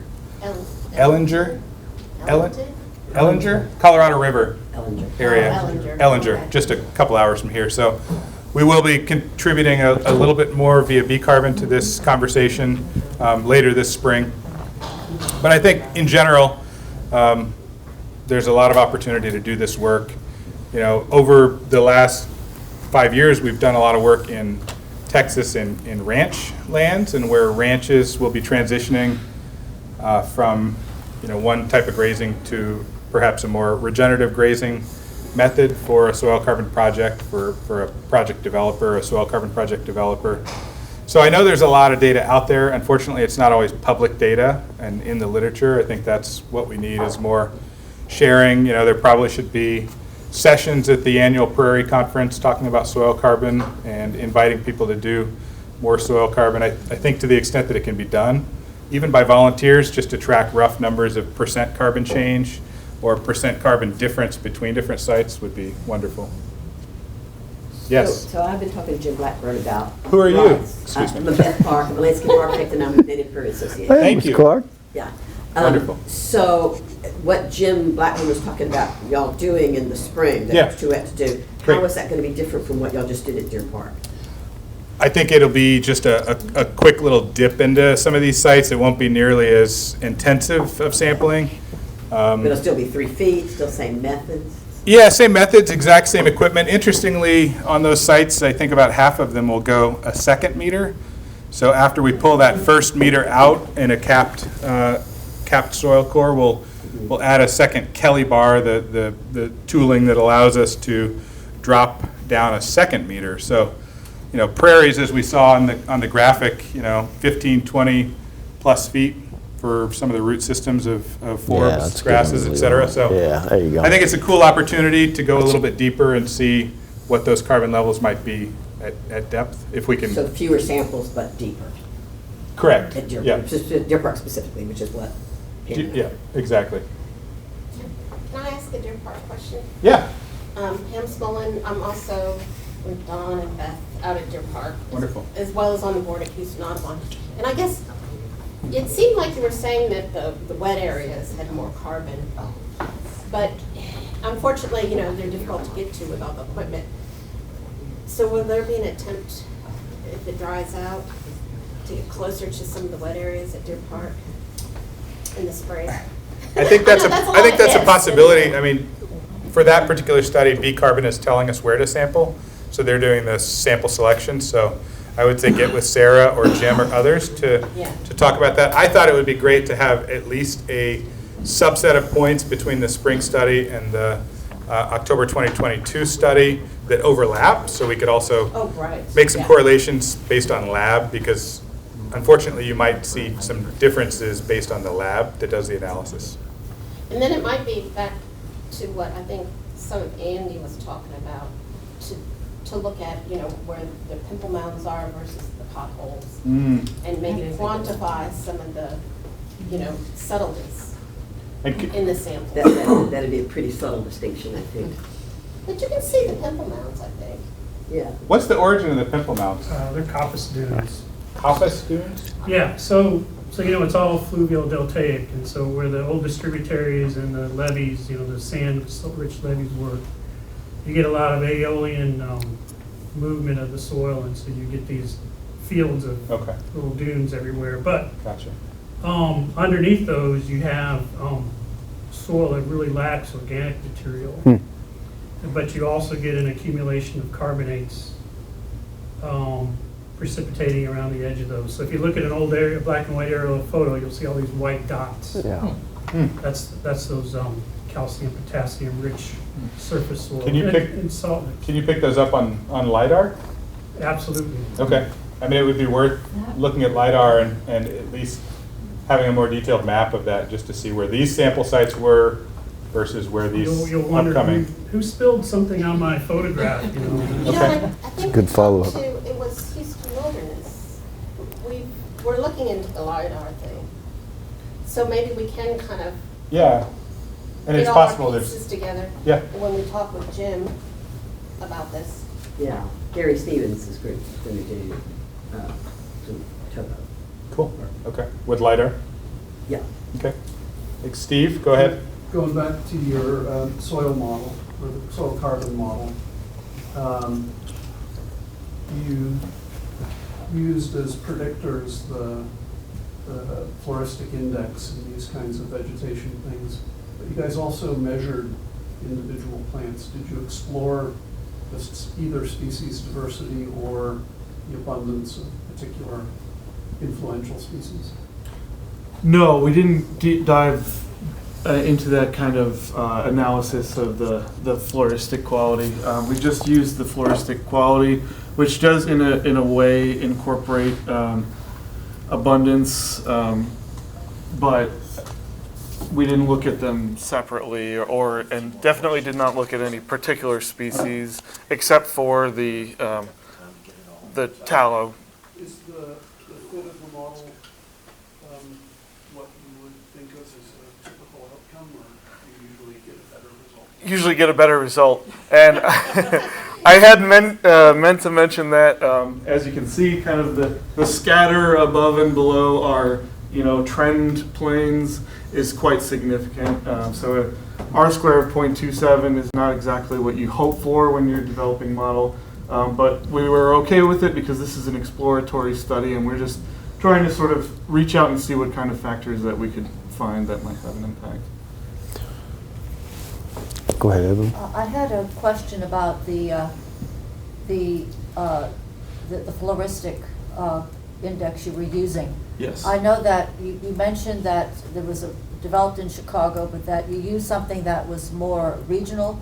Were you using Larry Elaine's model that he developed, but I think it was in concert with some people from Texas as well, for the coastal prairie in Louisiana, but it could very well apply to Texas as well. Right.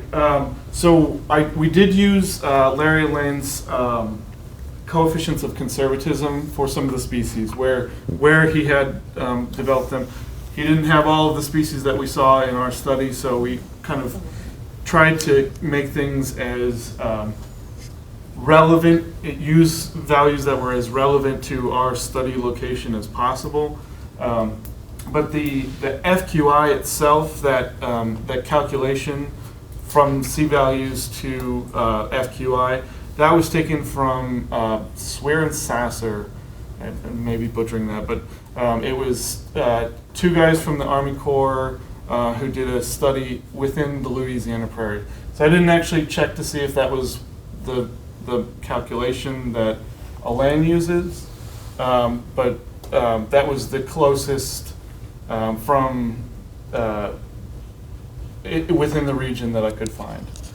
A follow-up, Larry Elaine's coefficients used negatives, like tallow Right. was a definite negative. Right. Johnson grass is a definite negative.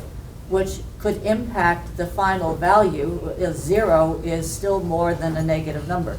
So why did you decide not to use the negative values when it's very clear that some species have a decided negative, are not neutral, so to speak, but Right. they have a decided negative effect? That was again deferring to the core study that was done within the Louisiana Prairie. That was the method that they chose to use zero values instead of negative. Like I mentioned earlier, that is quite commonly used, the negative values, and in some ways can be preferable. And I'm not actually entirely sure why the core study did not use negative values, but it was also maybe personal bias in that in the Chicago region, it's generally zero is your minimum. So all invasive species are considered as zeros. And so it was what they used and what I was used to, so I went ahead with that. Quick question from the chat real quick, and we do have about 13 more minutes, and we can keep going if we want, for sure. This one's from Shannon Westveer, and it's related to tallow. So this is back for you guys on the vegetation side. A large tallow, however awful it may be as a tree, may have a more extensive fungal partner, helping to sequester more carbon just because of its size. Trees exude a lot of carbon as sugars to promote the community beneath the soil. Can this be, and is this measured against, say, a grassland system? I'm going to interpret that last part of the question as, do we have any experience seeing any values for tallow carbon sequestration relevant or relative to some of the grassland systems we've seen? It's a good question. I want to know. I hate Chinese tallow, but it is interesting to know. It's a great question. Is it better? Does it put a lot of carbon back in the soil? Right. So, yeah, it's a great question. And I wish I had a better answer. But like all most plants they sequester carbon in the form of sugars into the rooting zone to build a mycorrhizal or other relationships with microbes. The exact amount that soil carbon is built through specifically tallow, I can't say that I've seen anything with.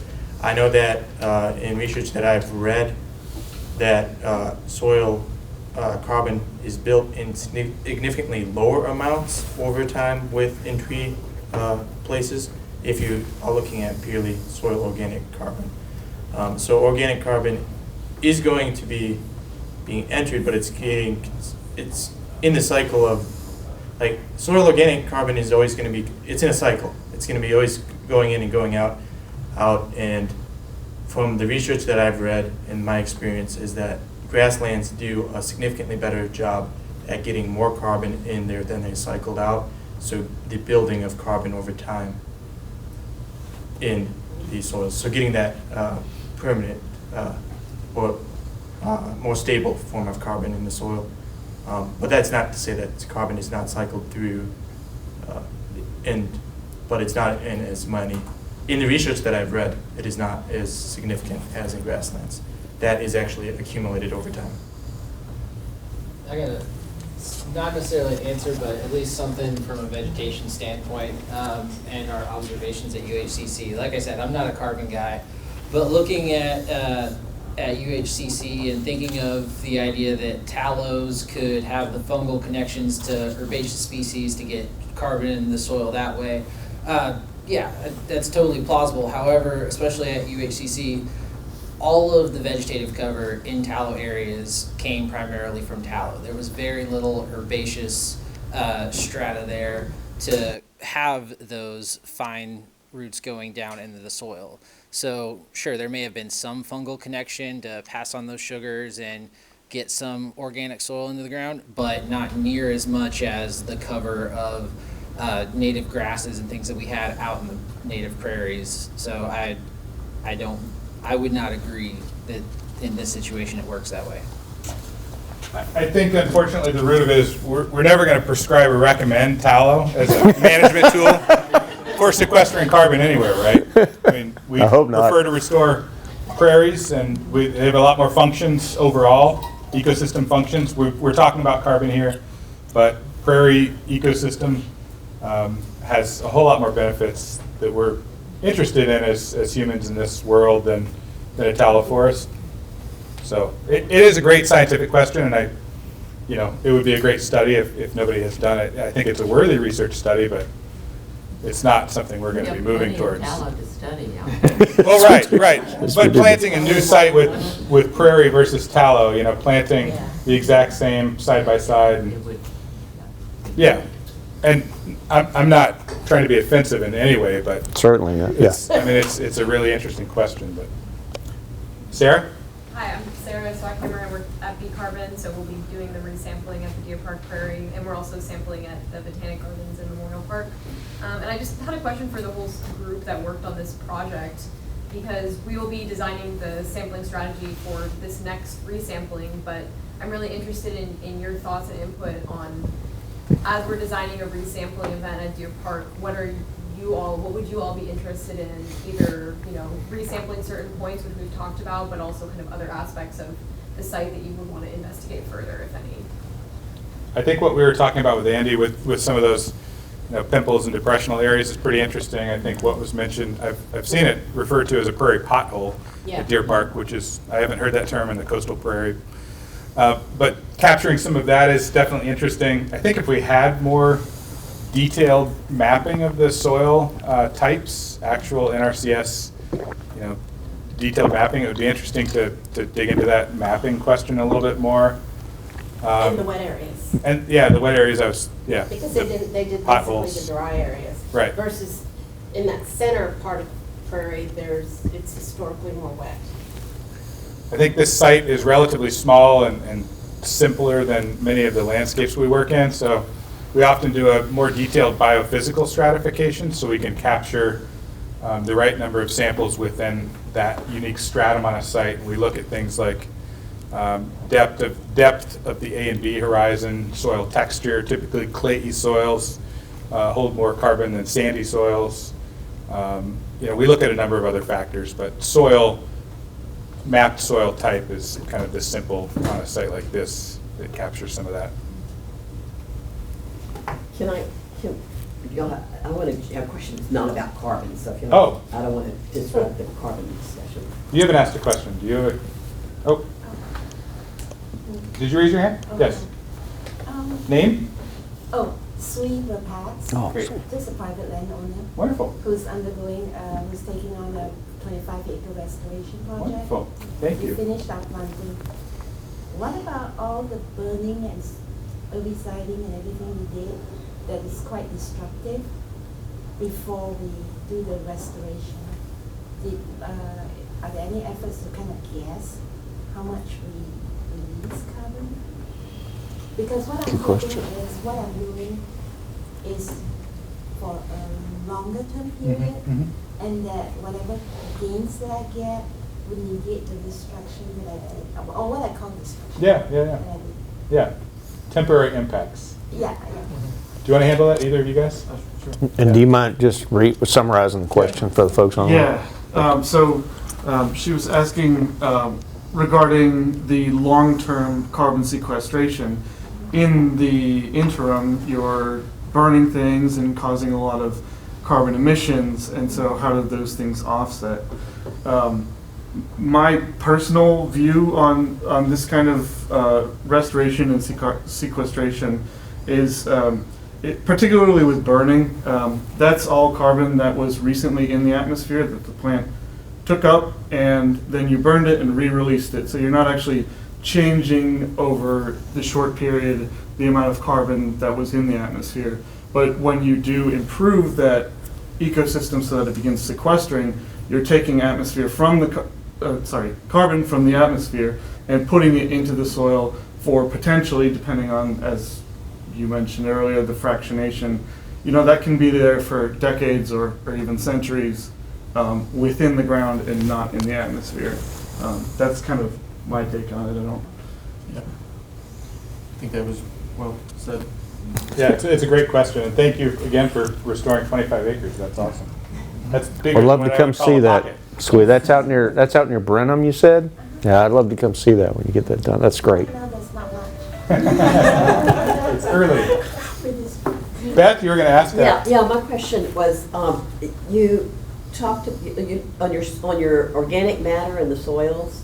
You said Deer Park has way less organic matter than the coastal center. Do you have what percentage of organic matter in the soils? Do you have some numbers on that? Do you remember unique percent carbon values from these samples, or kind of a mean percent? I mean, the question was how the percent carbon within each of these sites varies. I mean, the trick is that the percent carbon is a useful number as kind of a leading indicator, but really when you convert it to carbon stocks with that bulk density number, that's where it really matters. I wasn't so much worried about carbon sequestration. It's like we were interested in, say, in some of the invasive areas. Like if we added compost, if we improved the organic matter of the soil, just from a pure prairie restoration standpoint, there's some data that says if you improve the organic, you can help control some of the invasives. So,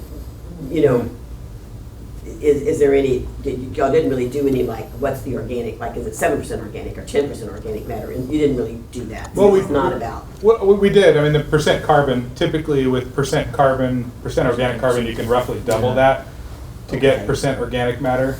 But up in the upper Midwest, I've always heard, and you guys can correct me, but typically you want to have less rich soils to get natives established. Otherwise, you're going to really provide a lot of fuel and feed for the non-natives and the invasives. They take off a lot more with higher nutrients, but I'll let you talk a little more. You're a restoration ecologist. Yeah, I think, so we didn't actually measure the organic matter. We measured the percent carbon.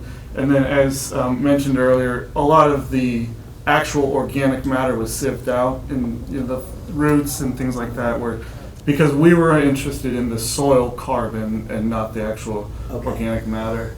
And you can correct me if I'm wrong here, but as I understand it, yes, you're right about the nutrients. You want fewer mineral nutrients within the soil, but organic matter itself can promote the growth of native and a diverse soil biota.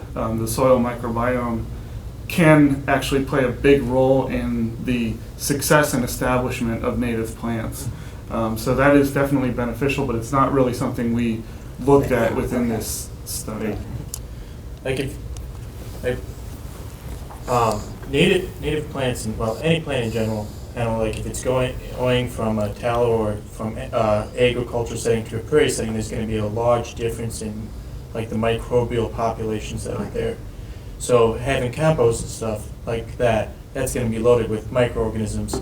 They're going to help either stimulate that change or inoculate the change. So I think a lot of the benefit is going to be the biological aspect of that. There's going to be a biological transition from during any transition from major plant communities. So the tallow bacteria and fungi are going to be different than a native prairie. So that transition, to help with that transition, having compost or something that was from a more prairie environment, so if you're using grass clippings or whatever, that might be a little better than wood chips. Wood chips might have, but that depends. So compost will be a good source of biological inoculant. Well, if you look at Lynn Ingram's soil food web study, and you look at the grasslands and bacterial-based soil versus the fungal-based soil, and if you look at that study, that sort of says, fungal-based compost. And do you know John Ferguson? Nature's Way Resources. He's anyway. I just curious. So y'all didn't do any microbiology in this at all? Not for this study, no. Okay, this is one part of your study. That's fine. We are just to let everybody know, it is 4:30. Folks may be checking out from the Zoom chat. Of course, y'all are welcome to stay until we get questions answered or whatnot. We're happy to continue on. I just want to let y'all know the official time is over. I do have a couple of quick fun questions from the chat. So this one I'm going to throw a curveball at Evelyn. So Evelyn, this is one of the earliest questions I got. Just to make sure, has the area, and they were referring to Armor Prairie, or to the Coastal Center, has it been vetted for the presence of Native American or other grave sites, like slave grave sites? A cultural resources question about the site. We don't have any information before the 1940s during World War II. I think a study might have been done at Jack Brooks County Park, which shares a boundary with us. When it used to be part of the University of Houston Coastal Center, but it was turned over from the university back over to the federal government, and it became a county park. They may have done a study.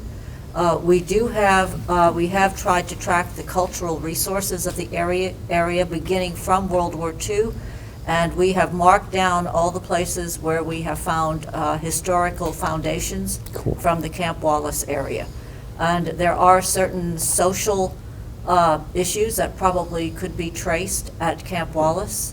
At that time during World War II, there was segregation in the armed forces, and it did not end until the Korean War under President Truman. And we do have information showing where the black troops lived and where their chapel is and where they had their little recreation center. Interesting. And we have found Wow. those remains. That's pretty cool. I know that. And then I'll ask this other quick question because it's fun. Do you have any experience with buffalo or goats to clean out some of that area? And this is in the form of a statement, but I'll ask it in the form of a question. Would that help to keep the carbon in place? I know goats are being used for ecosystem restoration in the upper Midwest. Mike, do you have any more direct experience? As a goat herder, I found this when I had to ask this question. I'm fond of goats. I love my goats. That's indicated they're also using goats at the Arboretum for woody invasive management. Yeah. Yeah. Also at Willow Waterhole. Also At Willow Waterhole, which is just south of here. It's something in early stages of restoration and really becoming a pretty dynamic site. So there's a lot of invasive species, and they're using goats there. I can tell you anecdotally, they will destroy pretty much anything that you put them on. They're pretty effective at clearing out brush. Anything. If the idea is to destroy something in order to restore it, yes, they got you covered. They can take it out. Good. Can they climb a tallow tree? Some of them can. And they don't seem to mind, but I've seen them eat at least the tallow seedlings. I don't know if they take out a tree, but I've seen them not be too picky. 4 or 5 feet. After that, they don't like the fall too much. Yeah. Andy. So, Andy Sippets again with Texas Parks and Wildlife. I'm not going to be able to sleep tonight until I get the answer, because I thought you said you had a surprising answer, and then I've heard different responses. But so was wetland vegetation negatively or positively correlated with soil carbon? So within the carbon model, wetland vegetation was negatively correlated with soil organic carbon. And that was, to me, an unexpected trend. That's this in particular, relevant to this particular study and data set. And do you know why? Do you have any ideas why you got that result? Well, a couple possible. I'm not going to say anything with any kind of certainty, but we did, we had the lower organic carbon within the Deer Park site, and that was our wettest site. It had the wettest vegetation on it. So that was a potential confounding correlation. And we're still not sure why exactly the Deer Park had the lower soil organic carbon. It could be related more to soil factors than any of the vegetation or hydrology. Oh, yeah.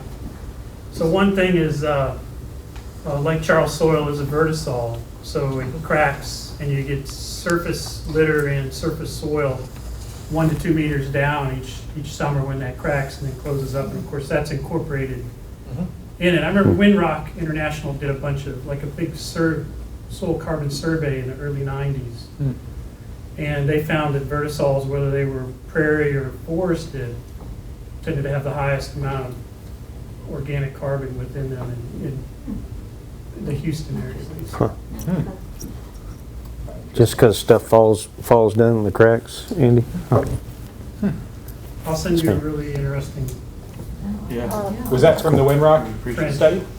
No, this is a study that I was involved in the 90s where we did a bunch of backhoe trenches and looking at vertisols, and you can see that input of the organics deep into the soil. It's really I don't know. Do you mind putting the slide up with I had a quick question about Deer Park. the native grassland versus tallow at UHCC, just that one? I'm sorry. Good. Pam Smolin at Deer Park.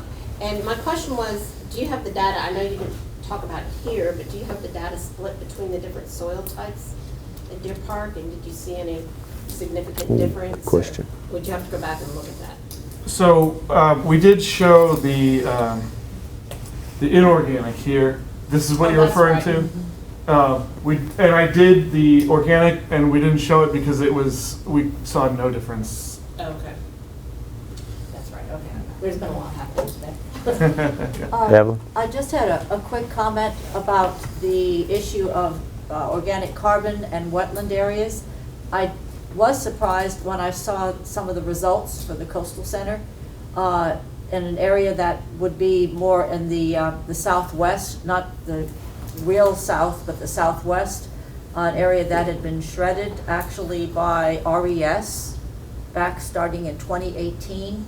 But it's a very wet area. If could I point it maybe? Yeah. Okay.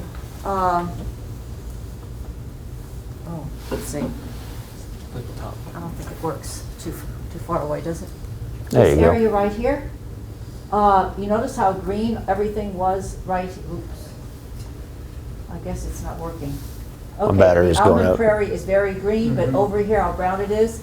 This area actually is pretty good prairie, except it is much wetter than the areas here or here, and it's dominated by sugarcane plume grass, which is a native grass, but I only see it in areas that are wetter than other areas. Right. And is that, so I was surprised that you had such low carbon there.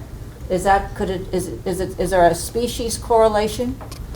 It could be. Yeah, it's hard to tell exactly why. And like I said, I was also surprised by our negative correlation between wet conditions and organic carbon. I don't know if you guys have any idea on why we might see that at this site. It's a great question. It is visibly noticeable when you go out there that sugarcane plume grass is really dominating, more so than the Indian grass or the eastern gamba or the little blue stem. It's really prominent there. And when we did burn it, the smoke was black.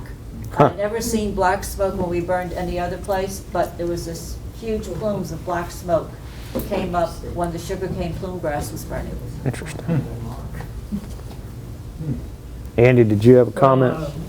Rooting depth, well, two things. One, you don't get that vertic action in the wetlands. And two, the rooting depth in mass, I would guess, would be lower in the wet areas.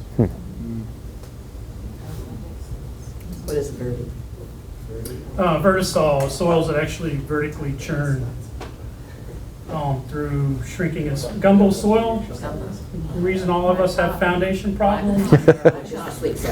Our home insurance went up to astronomical.